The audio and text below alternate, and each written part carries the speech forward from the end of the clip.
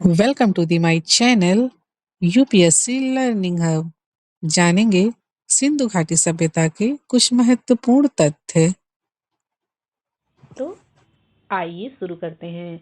सिंधु घाटी सभ्यता, इसे हम इंडस वैली सिविलाइजेशन भी कहते हैं। चलिए देखते हैं इसकी खोज कब हुई थी। इसकी खोज 1921 में दयाराम साहनी ने हड़प्पा स्थल की खोज की थी, इसलिए तभी से इस सभ्यता को हड़प्पा सभ्यता भी कहते हैं। 1922 में राखाल दास बनर्जी ने मोहनजोदड़ो की खोज की थी। ये इस सभ्यता का दूसरा स्थान है, मोहनजोदड़ो, और ये दोनों ही बड़े शहर थे। इस सभ्यता की पहचान जॉन मार्शल ने करवाई। ये क्वेश्चन अक्सर पूछा जाता है कि किसने इस सभ्यता की पहचान करवाई थी। जॉन मार्शल, आप इसे नोट डाउन भी कर सकते हैं। हड़प्पा खोज के कारण ही इसे कौन सी सभ्यता कहा जाता है? हड़प्पा सभ्यता भी कहा जाता है। चलिए आगे देखते हैं। इसका टाइम पीरियड देखते हैं। टाइम पीरियड क्या है? प्रारंभिक हड़प्पा काल। क्या है? प्रारंभिक हड़प्पा काल कब है? 3300 से 2600 ईसा पूर्व। 3300 से 2600 ईसा पूर्व। परिपक्व हड़प्पा काल। परिपक्व हड़प्पा काल, इसका टाइम पीरियड क्या है? 2600 से 1900 ईसा पूर्व। और उत्तर हड़प्पा काल, इसका टाइम पीरियड 1900 से 1300 ईसा पूर्व। प्रारंभिक हड़प्पा काल मतलब जब हड़प्पा काल की शुरुआत हुई थी, मतलब शुरू में जब हड़प्पा सभ्यता अपने प्रारंभिक समय में था, तो 3300 से 2600 ईस्वी पूर्व। परिपक्व हड़प्पा काल, परिपक्व का मतलब एकदम गोल्डन पीरियड, जब हड़प्पा सभ्यता में सारी सुख सुविधाएं थी, तो उसका टाइम पीरियड क्या था? 2600 से 1900, 2600 से 1900 ईसा पूर्व। उत्तर हड़प्पा काल, उत्तर हड़प्पा काल का मतलब है कि हड़प्पा काल के बाद का समय, जब हड़प्पा काल पतन के समय पे था, उसके बाद का टाइम पीरियड क्या है? 1900 से 1300 ईसा पूर्व। इसका भौगोलिक विस्तार, आइए भौगोलिक विस्तार देखते हैं। इसका क्षेत्र लगभग 12 लाख वर्ग किलोमीटर में ये फैला था। क्षेत्र लगभग कितना था? 12 लाख वर्ग किलोमीटर। इसकी पश्चिमी सीमा, जैसे हड़प्पा सभ्यता की जो पश्चिमी सीमा थी वो थी सुतकांगे डोर, और इसकी पूर्वी सीमा थी आलमगीरपुर। आलमगीरपुर आपका मेरठ में पड़ता है। उत्तरी सीमा इसकी थी मांडा, जो इस जम्मू कश्मीर में आती है, मांडा। और इसकी दक्षिणी सीमा थी दाइमाबाद। दक्षिणी सीमा क्या थी? दाइमाबाद। प्रमुख स्थल, इसकी हड़प्पा सभ्यता के प्रमुख स्थलों को देखते हैं। प्रमुख स्थल को देखते हैं। चलिए देखते हैं कौन सा स्थल कहाँ पे है। हड़प्पा पंजाब के पाकिस्तान प्रांत, लरकाना जिला, पंजाब के पाकिस्तान प्रांत में है हड़प्पा। और मोहनजोदड़ो सिंध पाकिस्तान में है।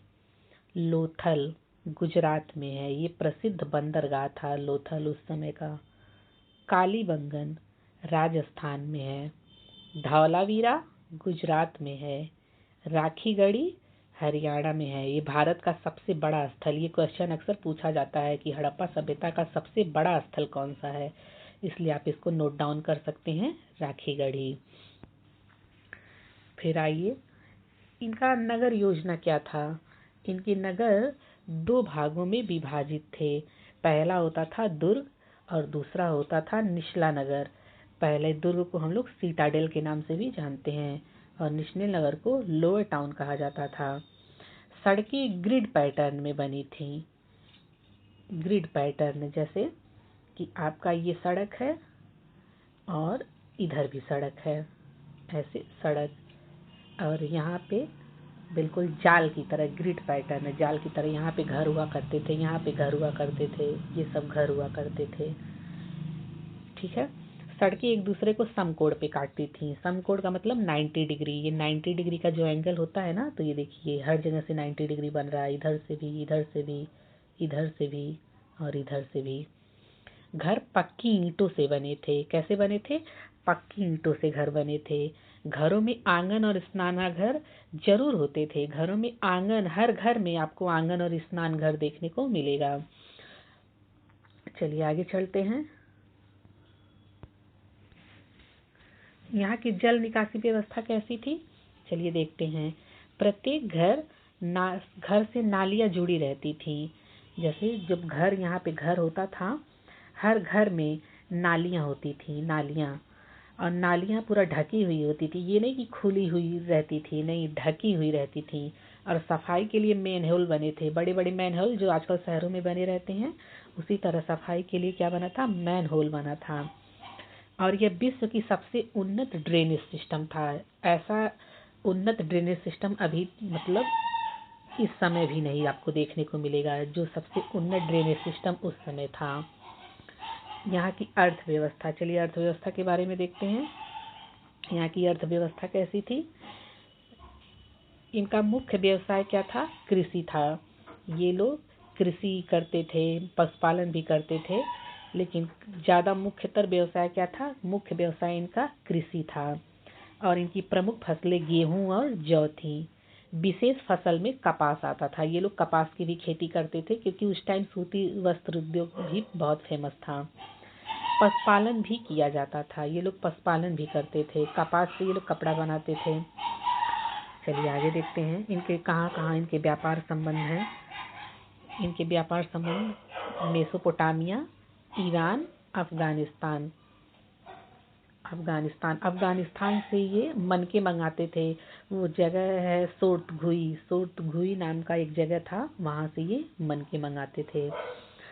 इनके कला और शिल्प के बारे में हम लोग देखते हैं। मनके बनाने की कला विकसित थी। देखिए मैंने बताया ना आपको, मनके बनाने की कला विकसित थी। मनके और कांस्य धातु का उपयोग होता था। ये कांस्य की मूर्ति बनाते थे। आपने सुना होगा नर्तकी की मूर्ति मिली थी मोहनजोदाड़ो से, कांस्य की। तो ये कांस्य धातु का बहुत ज़्यादा उपयोग करते थे। देखिए प्रसिद्ध मूर्ति नर्तकी की कांस्य मूर्ति, और पत्थर की मूर्ति पुजारी राजा। एक पत्थर की भी मूर्ति मिली है जो पुजारी है की तरह है। उसकी दाढ़ी पे किनारी बनी हुई है, लाइनिंग की गई है। इनका धर्म क्या था? ये मातृ देवी की पूजा करते थे। मातृ देवी की पूजा करते थे। वहाँ पे पशुपत रूप में शिव के संकेत मिले हैं। ये वृक्षों की भी पूजा करते थे, जैसे पीपल। देखिए वही सब धर्म आज भी चला आ रहा है। हम लोग भी तो पीपल की पूजा करते हैं। वो सब धर्म आज भी कुछ हद तक चला आ रहा है। हम लोग भी वृक्षों की पूजा करते हैं। पशु पूजा में बैल और यूनि कार्य थे। ये लोग पशुओं की पूजा करते थे। असल में ये लोग ना प्रकृति पूजारक थे, बहुत ज़्यादा प्रकृति की पूजा बहुत ज़्यादा करते थे। अग्निवेदी, अग्निवेदी का प्रमाण मिला है कालीबंगन से। कालीबंगन से अग्निवेदिकाएं मिली हुई हैं। चलिए इनकी लिपि देख लेते हैं। लिपि कैसी थी? इनकी लिपि चित्रात्मक थी। हड़प्पा की लिपि चित्रात्मक थी। ये लोग मतलब जैसे लिखते थे, लेकिन चित्र के तौर पे पिक्टोग्राफिक थी इनकी लिपि। लेकिन अभी तक इसे पढ़ा नहीं जा सका है। आपने अभी इस लिपि को पढ़ा नहीं है, अभी तक इसे पढ़ा नहीं जा सका है। और यह लिपि मुख्यतः मुहरों पे मिलती थी। जैसे कोई सामान रहता था उसमें मुहर लगाते थे, तो मुहरों पे सील किया हुआ रहता था, तो उस पे जो चित्र बने रहते थे अक्सर यही यूनिकॉर्न, बैल और अलग अलग ऐसे चित्र बने रहते थे। चलिए इसके पतन का कारण भी देख लेते हैं। क्या कारण है पतन का कारण?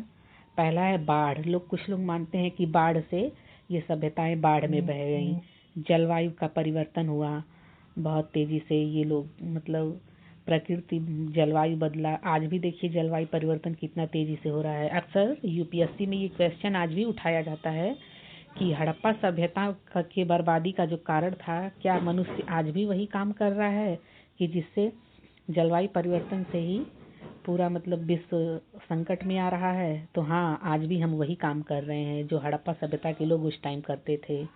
नदियों का मार्ग बदलना। नदियों के मार्ग के बदलने से वो जगह बंजर होती गई और कृषि भूमि सूखती गई और लोगों का वहाँ से पलायन होने लगा और वो सभ्यता नष्ट हो गई, ऐसा लोग अभी मानते हैं।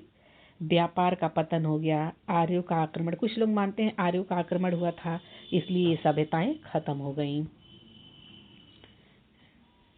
चलिए, तो आज हम यही खत्म करते हैं और नेक्स्ट पार्ट हम लेकर के आएंगे अगले एपिसोड में, तो आप लोग देखिएगा। Thank you so much.